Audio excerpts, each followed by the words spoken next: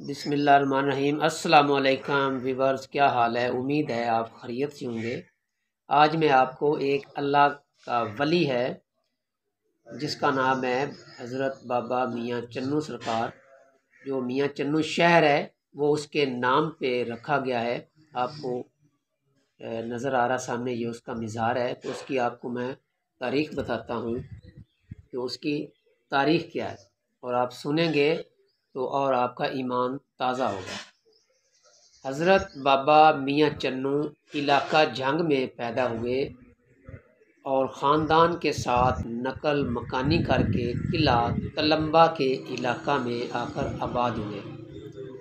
یہ ان دنوں کی بات ہے جب سلطان شہاب الدین غوری نے ملتان پر قبضہ کیا اور حضرت شیخ فرید الدین اتار نے اپنی ایک کتاب لکھی 585 عیسوی میں 1187 میں۔ علاقہ تلمبا میں حضرت بابا میاں چنو کی دوستی مجید جنجوعہ نامی موجودہ حاجی پکا مجید سے ہو گئی۔ دونوں دوست ایک دن گھوڑوں پر سوار جا رہے تھے کہ ان کی نظر بوڑ کے درخت کے نزدیک بیٹھے لوگوں پر پڑی۔ دونوں دوست وہاں جا کر بیٹھ گئے۔ پتہ چلا کہ یہ غوث بہاؤالدین زکریا ملتانی ہیں، جو اپنے دوست بابا فرید الدین مسعود گنج شکر رحمۃ اللہ علیہ سے ملاقات کر کے واپس ملتان جا رہے ہیں۔ تھوڑی دیر کے بعد غوث بہاؤالدین زکریا نے پانی طلب کیا، مگر قافلہ میں موجود مشکیزہ خالی تھا۔ مجید جنجوعہ اور بابا میاں چنو مسافر کی تواضع کے جذبہ کے تحت پانی لینے گئے۔ ان دنوں دریائے بیاس شہر کے جنوب میں بہتا تھا۔ پانی لے کر دونوں دوست واپس آئے، مگر غوث بہاؤالدین زکریا رحمۃ اللہ علیہ جا چکے تھے، تو دونوں کو دلی افسوس ہوا۔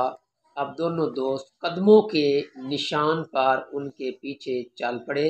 کافی دیر کے بعد دیکھا کہ غوث بہاؤالدین زکریا ایک ٹلہ پر تشریف فرما ہیں اور ساتھ ہی پانی کا چشمہ جاری ہے۔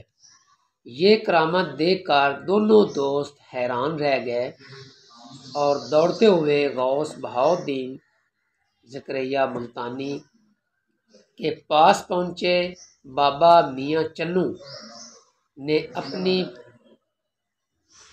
چنو نے پانی پیش کیا۔ غوث بہاؤالدین زکریا ملتانی نے بابا میاں چنو سرکار کو سینے سے لگایا، مرید کیا اور روحانی طور پر قطب کے درجہ پر پہنچا دیا اور دین اسلام کی تبلیغ کا کام سونپا۔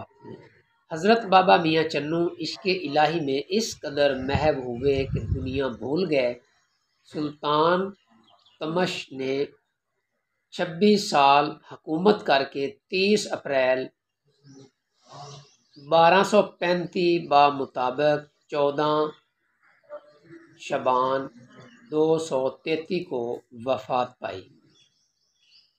سلطان تمش غوث الدین زکریا کے گہرے دوست تھے۔ انہی دنوں حضرت غریب نواز خواجہ محی الدین چشتی اجمیری رحمۃ اللہ علیہ نے وصال فرمایا۔ غوث بہاؤالدین زکریا ملتانی اپنے بہت سے خلفاء حضرات کو لے کر بابا میاں چنو کے پاس تشریف لائے اور آپ کو لے کر انڈیا اجمیر شریف حاضری دی، اور یہ سب دلی گئے۔ وہاں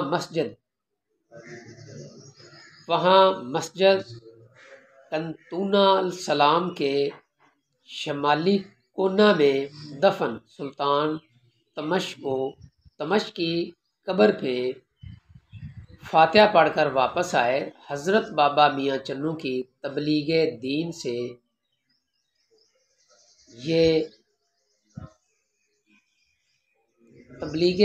سے یہ زمین جہاں کفر و شرک کا غلبہ تھا، توحید پرستوں کی عامہ جگہ بن گئی۔ حضرت بابا میاں چنو کو محفل سماع کا بہت شوق تھا۔ آپ عبداللہ قوال سے، جو ملک روم کا رہنے والا تھا، اکثر ساری رات قوالی سنا کرتے تھے۔ آپ نے تمام عمر دین اسلام کی اشاعت کے لیے وقف کر دی تھی۔ آپ نے تمام عمر عشق الہی میں گزاری۔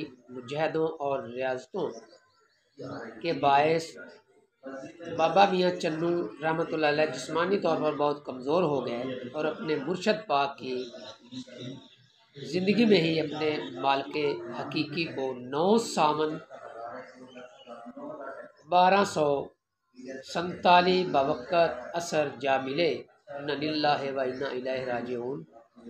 یہ وہ زمانہ تھا جب سلطان ناصر الدین محمود نے 7 ساون 1227 کو منگولوں پر حملے کیے۔ آپ کی نماز جنازہ خود غوث بہاؤالدین زکریا ملتانی نے پڑھائی، جس میں ہزاروں مسلمانوں، ہندوؤں اور سکھوں نے شرکت کی۔ غوث بہاؤالدین زکریا ملتانی رحمۃ اللہ علیہ نے فرمایا، یہ ہمارا مرید اس جہاں میں بھی کتب ہے اور اگلے جہاں میں بھی کتب ہے، اس کے مزار پر آنے والا بامراد ہوگا۔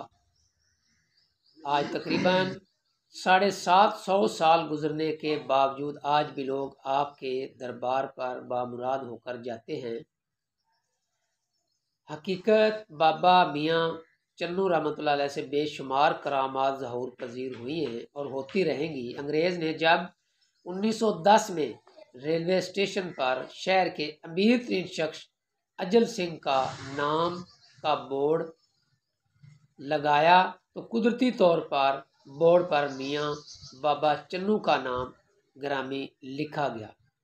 بارہا نگرانی کی گئی مگر ہر دفعہ ویسا ہی ہوا۔ آخرکار اس شہر کا نام میاں چنو رحمۃ اللہ علیہ رکھا گیا۔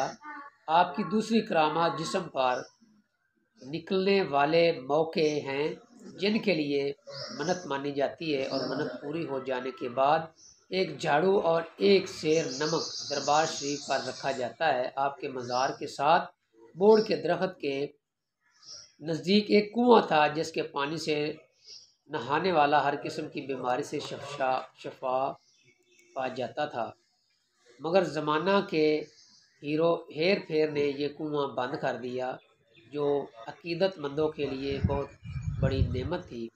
صدیاں بیت گئی، ہزاروں طوفان گزرے، کتنے بادشاہ آئے اور چلے گئے، زمانہ بدلتا رہے گا۔ آج ہم موجود ہیں، کل ہم بھی نہ ہوں گے، مگر اللہ کے ان مقدس اور نیک بندوں کا روحانی اقتدار قیامت تک قائم دائم رہے گا۔ کئی 100 سال گزر جانے کے بعد بھی دربار شریف ہر خاص و عام کے لیے فیض بخش رہا ہے اور بخشتا رہے گا۔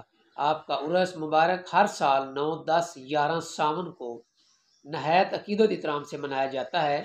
سالانہ عرس کے تمام انتظامات، لنگر شریف، دودھ کی سبیل اور ہر جمعرات کو محفل سماع دربار شریف پر مسجد کی تعمیر کا کام غلامان حضرت بابا میاں چنو رحمۃ اللہ علیہ نے خود سنبھالا ہوا ہے۔ اللہ ان سب کو جزائے خیر عطا فرمائے۔ ناظرین، مجھے امید ہے کہ آپ کو یہ ساری ہسٹری حضرت بابا میاں چنو سرکار رحمۃ اللہ علیہ کی میں نے حقیقت پر مبنی آپ کو میں نے بتائی ہے۔ تو اگر آپ کو اللہ کے ولی کی یہ داستان، یہ گفتگو جو میں نے پڑھ کر سنائی ہے، اگر پسند آئے تو اسے لائک ضرور کرنا اور شیئر بھی کرنا اور کمنٹ سیکشن میں ضرور تعاون کرنا۔ السلام